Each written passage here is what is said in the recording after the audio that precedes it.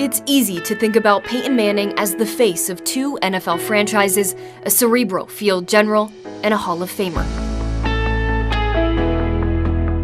But every icon has an origin, a moment when talent collides with timing. That moment for Manning began in the orange and white. In 1994, amidst a rocky start and skeptical whispers, a freshman quarterback was handed the reins of a storied program. Tennessee football wasn't ready. Maybe he wasn't either. But what unfolded that season was the quiet ignition of greatness. As a boy from New Orleans grew into a leader, a football program found its future one snap at a time.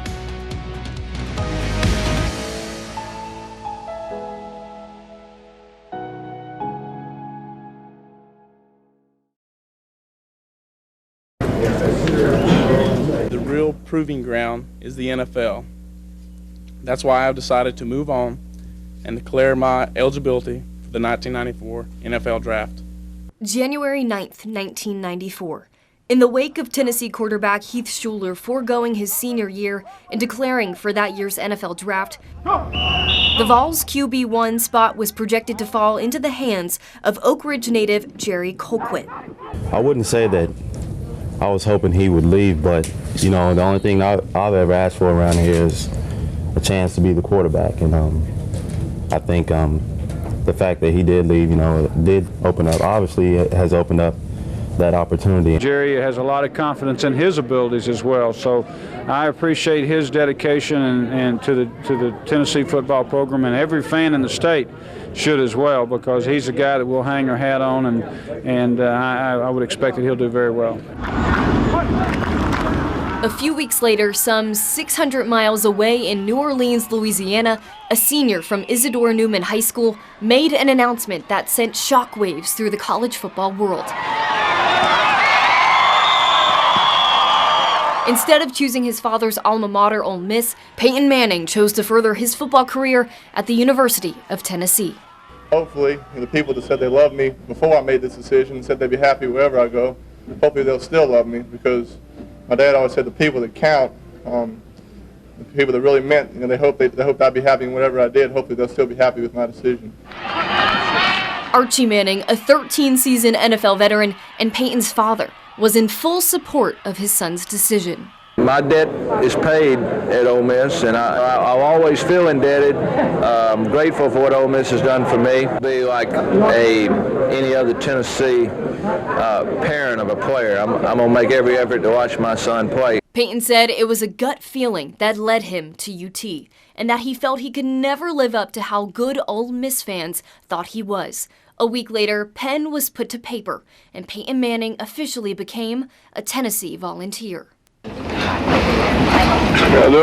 With the addition of Manning and top quarterback Brandon Stewart out of Texas, Tennessee had the top recruiting class in all of college football in 1994, according to multiple outlets. Stepping off the plane, Peyton was ready for the onslaught of the SEC.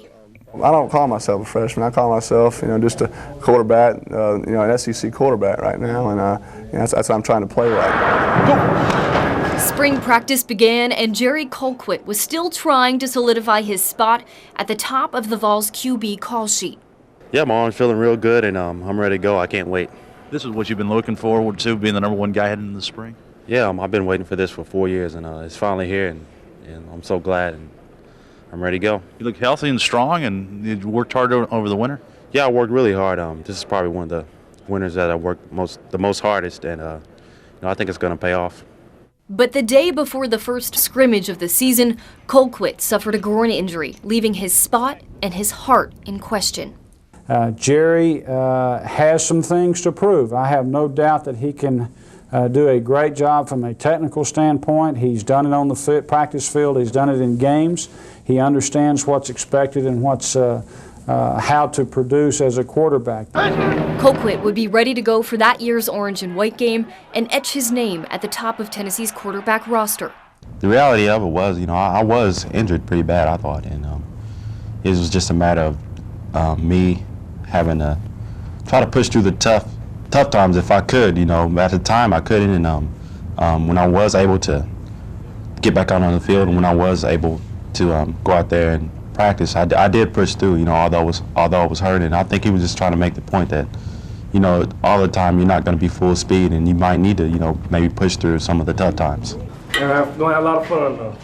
By the fall, it was time for Peyton to move into his new dorm. It's an exciting day for me because I've read about these guys, talked to them on the phone a little bit, so to finally meet them is a great opportunity for me. I'm really excited. And hit the practice field. I thought we had a really good start, Bob. I was real pleased. I think we had a little bit of nervousness involved. New receivers, these guys have been here throwing, which has been good, but they haven't thrown to the freshman receivers. New footballs, that's always a cruel thing to do, the guys on the first day. But all in all, it was a really good start. Those guys are good workers. I thought I knew that going in, and they are. And I was really pleased and impressed with what they've done in preparation, getting ready for this day. Go! Right there, that's it! By the time the first game of the season came around, Peyton Manning was slated as QB3 on the roster behind number 1 Jerry Colquitt and number 2 Todd Helton. The 1994 Tennessee football season would start on the road in Pasadena, California, against 14th-ranked UCLA just 2 days after Coach Philip Fulmer's birthday. It was a great trip out. It's obviously beautiful weather. I think our kids are looking forward to the game, and it should be a great game. Happy birthday to you, too. Happy birthday. Thank you. Well, Saturday can make it a happy birthday if we do well. The Vols had seen previous success against the Bruins and were hoping to replicate it. Well, the last time we were here, it was very good to us, but we made our own breaks, and that's what we've got to do again. Last time we were here, we did not have a fumble and did not have a penalty on the offensive team, so that needs to be the way we start this season again. But just 3 minutes into their game against UCLA, Jerry Colquitt went down with an injury and was escorted off the field with what would turn out to be a torn ACL in his left knee. The injury would effectively end his college football career. Taking the field in Colquitt's wake was QB2 Todd Helton. I was thinking, you know, this is a little more than I bargained for. You know, I didn't think I would, you know, be in there that quick. You know, having to do, you know, that 1,800 decisions that you have to make every play. I wasn't expecting to have to do that quick, but you know, but it just took me a little while to get going. And once the team got going, we responded pretty good. Tennessee switched out the remaining 3 quarterbacks multiple times during the first 3 quarters, and with 4:56 remaining in the second, Peyton Manning took the field as a Tennessee Vol for the very first time. His team trailed 12-0. Unfortunately, the future Tennessee great did little of note in his first series. 3 and out with 3 handoffs for a total of just 9 yards. Manning wouldn't see another down for the rest of the game. Touchdown, Tennessee! Helton returned and led the Vols to 3 scoring drives in the fourth quarter, but it wasn't enough to lead Tennessee to a victory. The Vols fell to UCLA 25-23, and after the game, Coach Fulmer left no doubt who the new QB1 would be for the team.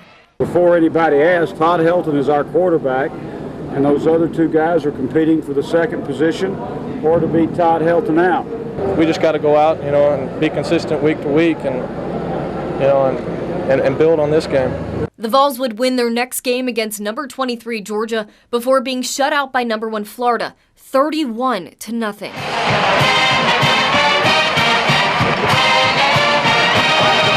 The fourth game of the season came against unranked Mississippi State. With 3 minutes left in the first quarter, affliction hit the Vols once again. Quarterback Todd Helton left the game with a knee injury, and like Colquitt, his injury would also put an end to his college football career. Finally taken off his feet by Lipscomb. After starting the season at QB3, Peyton Manning would finally get his chance to shine as the new QB1 for the Tennessee Volunteers. He would play all but one of the remaining series against Mississippi State. He ended the game going 14 of 23 for 256 yards and 2 touchdowns. The Vols, however, dropped the game to the Bulldogs 24-21. I was ready. It's kind of the way I prepared, you know, throughout the season. Just, you know, you look at Jerry's injury, Todd's injury, backup quarterbacks are 1 snap away, and that's something I learned coming into the season, and went out there and I was ready to play. Todd went down, you know, the team responded back from that. Anytime you start quarterback goes down, it can hurt, but I thought we bounced back strong. Got a heck of a game coming up next week, homecoming against Washington State. Tennessee would defeat Washington State 10-9 and drop only one more game that year against Alabama. To play Virginia Tech in the annual Outback Steakhouse Gator Bowl, December 30th, 1994. Coach Fullmer. Thank you, Coach. Okay. Appreciate that. Thank you. The Vols finished 1994 with an 8-4 record, capping off the season with a Gator Bowl victory against Virginia Tech. Peyton stayed at that QB1 spot for the remainder of his college career as a volunteer. During his time in Knoxville, he set 33 school records, 7 SEC records, and 2 NCAA passing records. I want a hat! I want a hat that says SEC champs! Somebody give me a hat! Give me that hat! He also led the Vols to the 1997 SEC championship, where he took home MVP honors. That's why I wanted to play. I wanted to get this hat. I'm a big hat wearer. It's the best hat in the world right here.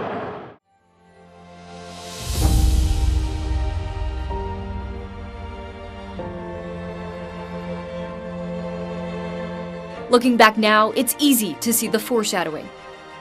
The posture, the poise, the quiet fire. But in real time, Peyton's first season was just a boy growing into something bigger than himself.